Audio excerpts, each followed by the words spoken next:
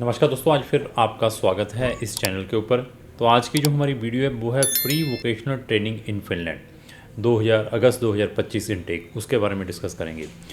तो ये वीडियो उन बच्चों के लिए है जो ऑलरेडी इनसाइड फिनलैंड में स्टूडेंट्स हैं, जो ऑलरेडी इनसाइड फिनलैंड में हैं, एज वेल उनके लिए भी जो ऑलरेडी आउटसाइड यूरोपियन यूनियन से हैं, वो भी ये बच्चों के लिए वीडियो है। इवन अगर आप इनसाइड यूरोप की किसी भी कंट्री में हैं तो वो भी इस प्रोग्राम का इनकैश कर सकते हैं। तो मेरे पास बहुत सारे स्टूडेंट्स आते हैं फॉरेन कंट्री में जाने के लिए, स्पेशली फॉर हायर स्टडीज़।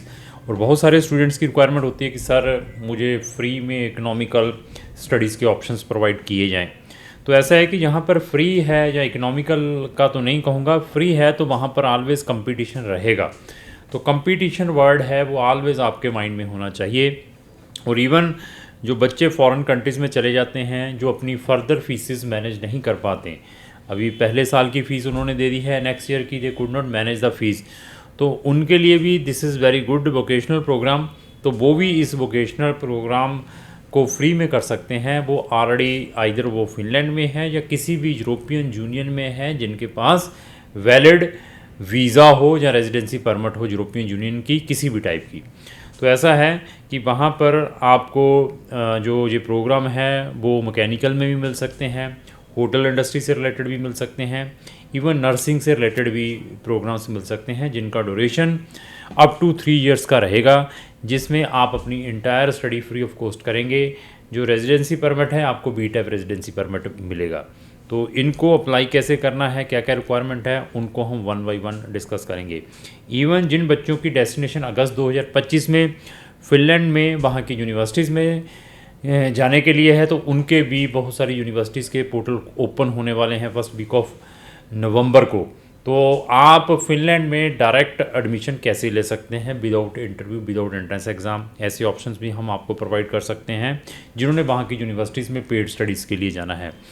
तो सेट के थ्रू एडमिशन कैसे ले सकते हैं, पाथवे के थ्रू एडमिशन आप कैसे ले सकते हैं, और जो फिज़िकल पाथवे के क्या बेनिफिट है, ऑनलाइन पाथवे के क्या डिसएडवांटेजेस हैं, even pathway for master admissions, PG diploma ऐसे, और इवन जो ये टॉप अप बीएससी नर्सिंग है, ये सारे के सारे ऑप्शंस ओपन होने वाले हैं। अगर अभी तक आपका एडमिशन नहीं आ पाया है, अगर आपने किसी भी कंसल्टेंट के थ्रू अप्लाई किया है, तो अगस्त इनटेक 2025 के इनटेक में आप अपना केस ज़रूर अप्लाई करें। उस कंसल्टेंट के थ्रू अप्लाई करने की कोशिश करें जिसको वहाँ की सारी यूनिवर्सिटीज़ के बारे में अच्छा ज्ञान हो। तो उस ज्ञान के लिए मैं कुछ आपको टिप्स बताऊंगा। वो टिप्स क्या है कि हमारे 2 डेडिकेटेड प्लेलिस्टें हैं, स्टडी इन फिनलैंड और सक्सेस स्टोरीज़ ऑफ फिनलैंड। तो अप्रॉक्स वहाँ पर आपको 200-250 वीडियोज़ मिलेंगी रिलेटेड टू एक्सक्लूसिवली फिनलैंड को किस वे से गलत एजेंट्स प्रमोट करते हैं, उन एजेंट्स से आपने कैसे बचना है, मिनिमम फीसें देकर आप फिनलैंड में कैसे पहुंच सकते हैं, वहाँ के स्कॉलरशिप का क्या वे है, फंड्स में you are facing a technical problem कि फंड्स में आप मैनेज नहीं कर पाएंगे, फंड्स आप लोन के थ्रू मैनेज कैसे करना है, किसी से आपने पैसे बोरो करने हैं वो किस तरीके से आपने फिनलैंड के लिए शो करने हैं। ऐसे बहुत सारे टिप्स के बारे में हम बच्चों को ज्ञान प्रोवाइड करते हैं, इंफॉर्मेशन प्रोवाइड करते हैं जब वो हमारे पास आते हैं। तो अगर आपका फिनलैंड का स्टडी परमिट रिफ्यूज़्ड भी है, आपके स्पाउस को वहाँ पर अपॉइंटमेंट में दिक्कत आ रही है, आपका केस डिले हो रहा है, आप किसी भी टाइप का फिनलैंड से रिलेटेड हमसे कोई ओपिनियन चाहते हैं, तो उसमें भी हम आपकी हेल्प कर सकते हैं। तो सबसे पहले हम वोकेशनल पे आते हैं। ये वोकेशनल प्रोग्राम वहाँ के वोकेशनल पब्लिक इंस्टीट्यूशंस हैं जो फ्री में स्टडी प्रोवाइड करते हैं। इवन कुछ गलत एजेंट्स मैं बताऊंगा कि वो बच्चों को पेड वोकेशनल में भी भेज रहे हैं, उनमें जाने का बेनिफिट नहीं है। फ़ॉरेन जाने के लिए क्रेज़ी मत बने। उसमें आप कम से कम 13 लाख 14 लाख 15 लाख रुपए की फ़ीस देकर वो बच्चे पहुंच रहे हैं वहाँ पर, जो पेड वोकेशनल में जा रहे हैं, जिसका आप लोगों को कोई बेनिफिट नहीं है। उसमें मेरे जैसे एजेंट्स को पैसे बचते हैं।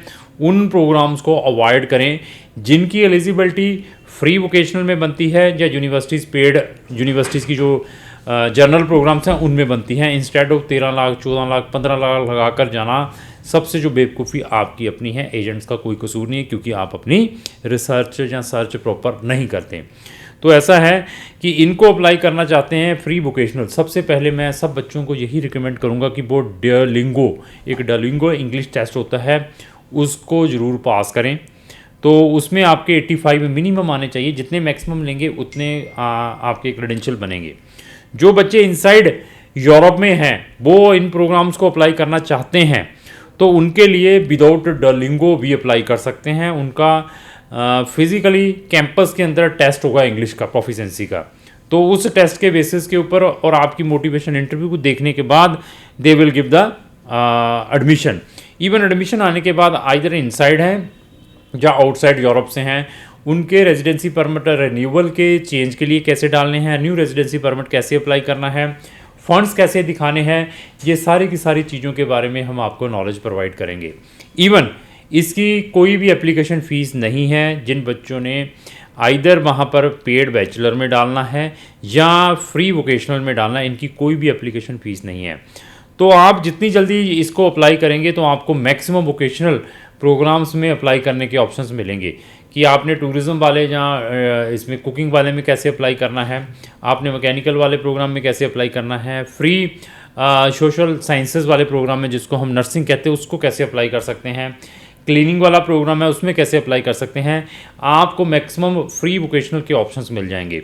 तो अभी मेरी उन सब बच्चों से भी रिक्वेस्ट है जो ऑलरेडी ऐसी कंट्रीज़ में हैं जहाँ की आप ट्यूशन फीसेस अफोर्ड नहीं कर पा रहे हैं, यूरोप में ऐसी कंट्रीज़ में या किसी भी ऐसी कंट्री में हैं, तो वहाँ से आप अपनी फ़ीसें मैनेज नहीं कर पा रहे हैं, तो अगर वो बच्चे फ्री वाली कंट्रीज़ में जाना चाहते हैं जहाँ पर उनको फर्दर एजुकेशन फ्री में मिल जाए तो उनको भी हम हेल्प करते हैं। तो उनको हमने किस वे से एडमिशन वहाँ पर करवाना है, उन जो फ्री स्टडीज़ प्रोवाइड करती हैं कंट्रीज़ में, वहाँ से उनका फर्दर वीज़ा कैसे ऑर्गेनाइज करवाना है, उन सब चीज़ों में क्राउन इमिग्रेशन बच्चों को हेल्प करती है।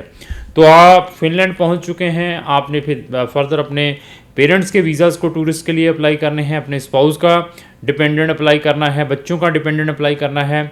फिनलैंड में इनसाइड है, वहाँ से आप अपनी टीआरपी को एक्सटेंड करवाना चाहते हैं, फर्दर आपको ऑप्शंस क्या मिल सकते हैं, ये सारी की सारी इन्फॉर्मेशन आपको अंडर वन अम्ब्रेला मिलेगी।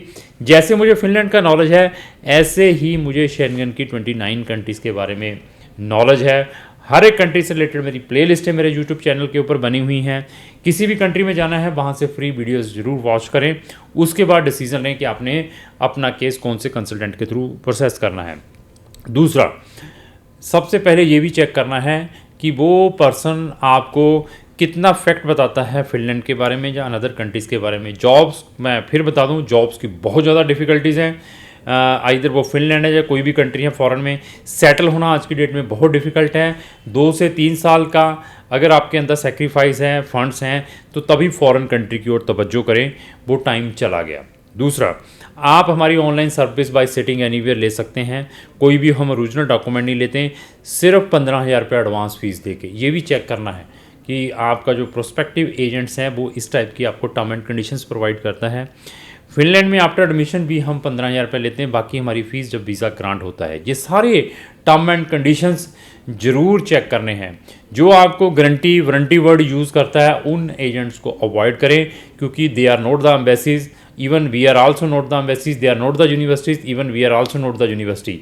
तो उनको भी अवॉइड करना है, क्योंकि जो गारंटी है या वारंटी है कोई भी पर्सन वीज़ा की नहीं प्रोवाइड कर पाएगा, कोई भी आपको 100% प्रोवाइड नहीं कर पाएगा।